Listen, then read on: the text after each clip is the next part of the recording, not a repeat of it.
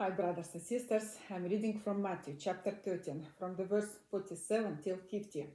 Again, the kingdom of heaven is like unto a net that was cast into the sea, and gathered of every kind, which, when it was full, they drew to shore, and sat down, and gathered the good into vessels, but cast the bad away. So shall be at the end of the world. The angels shall come forth, and sever the wicked from among the just, and shall cast them into the furnace of fire. There shall be wailing and gnashing of teeth. So I'll start first with my dream. In the dream, I was driving the car. My children were behind. I looked at the sky, and suddenly I saw that the white clouds began to gather and change their shape and formed first. I will tell you the things in order because this is the way I saw them appearing. So, first, a big white heart. Second, the other clouds also changed their shape and joined together and formed a chain of white hearts that attached to the big white heart. Third, suddenly a fishing truck arrived and stopped to the right of the heart. The fishermen began to open the barrels and take out the people they had caught. The people were wet and had weeds around them.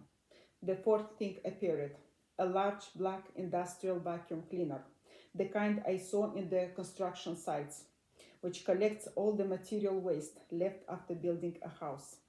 Its engine started working with a loud noise. The fifth, a large black pipe was pointing upwards. So the fishermen pulled the people they had caught out of the barrels. The true Christians were flying towards the sky, being taken by an invisible power.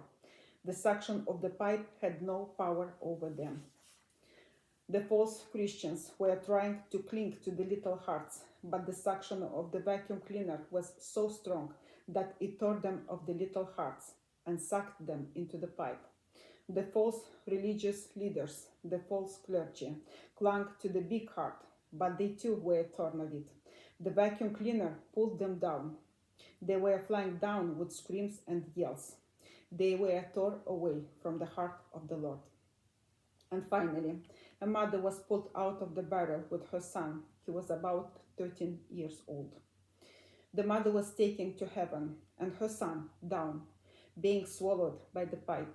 The boy was screaming in terror, "Mama, Mama!"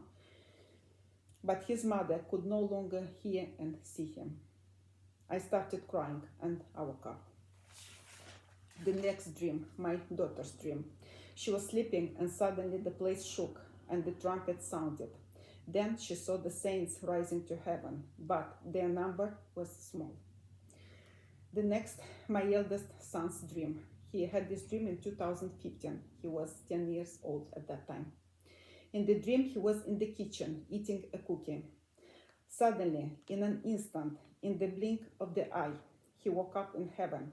He saw a gorgeous blue sky with mountains and beautiful meadows covered with soft green grass, with beautiful flowers of all the colors and beautiful trees. The angels were bringing the saints to heaven. The kingdom of heaven is very large, huge, but the number of saints was very small. And this thing surprised my son. He began to look for me, his mother, but he couldn't find me. And finally, an angel brought me too. I was the last.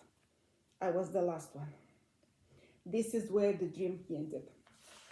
So what I want to tell, although we all have gifts from the Lord, whether natural or supernatural, and we need them, it is not the gift that brings us closer to God, but the love and devotion.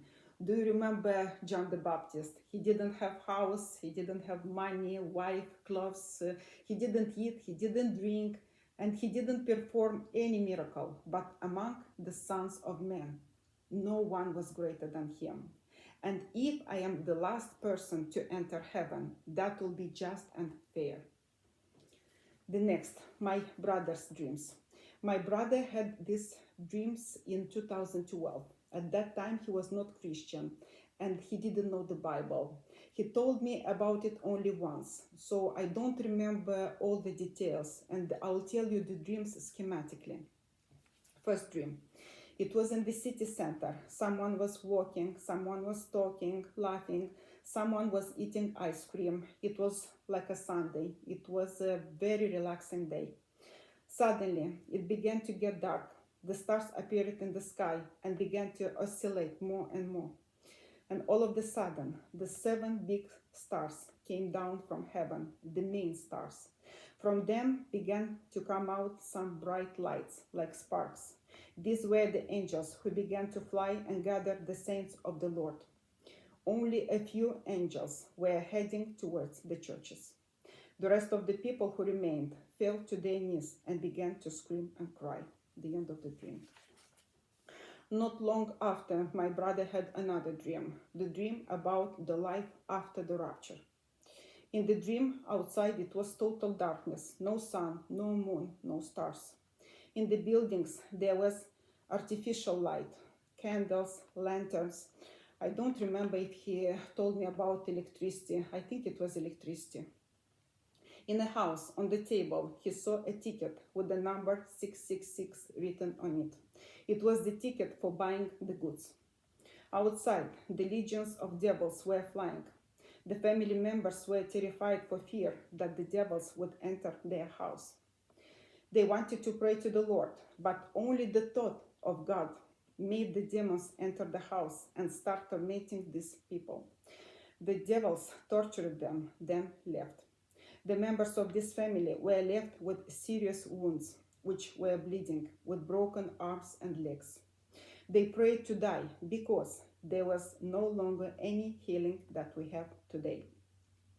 But there was no death either, so they remained in this state of injury, in the state of suffering. All we have now, it was no longer after the rapture. The sun, the moon, the stars, the warmth, the light, healing, the death, and the freedom to pray and to worship our God. Then my brother woke up and he saw a legion of devils flying past the window. Why did the Lord show it to him? I think to not forget what he had dreamed and to not think, oh, it was just a nightmare. That's all. Thank you very much for listening the Rapture Dreams. God bless you.